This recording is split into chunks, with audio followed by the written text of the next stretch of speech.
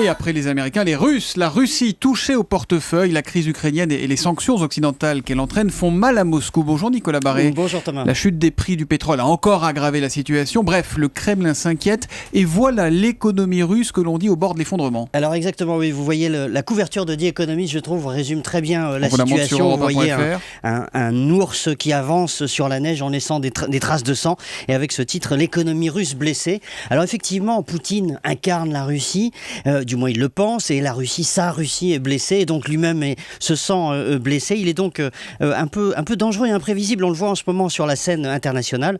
La Russie humiliée s'isole, mais c'est un isolement qui est tout sauf splendide, c'est celui d'un pays qui se vide de ses richesses. On voit le rouble qui s'effondre, il a perdu un quart de sa valeur, les capitaux s'enfuient, etc. Et donc ça veut dire que les sanctions fonctionnent, Poutine va bien devoir bouger, s'assouplir un peu. Oui, c'est vrai que ces sanctions en fait révèlent la faiblesse de l'économie russe. D'abord, première faiblesse, c'est la dépendance extrême à l'égard du pétrole, qui est dramatique évidemment quand les cours s'effondrent. On a perdu $30, le baril est passé de 110 à 80 $. L'économie russe, il faut bien comprendre, ça reste une économie primaire par rapport à la Chine qui est en train de devenir beaucoup plus sophistiquée. D'ailleurs, c'est une raison supplémentaire de l'humiliation de Poutine. On l'a vu au G20, au dernier G20, où la Chine, c'était vraiment le deuxième grand qui parlait d'égal à égal avec les Occidentaux.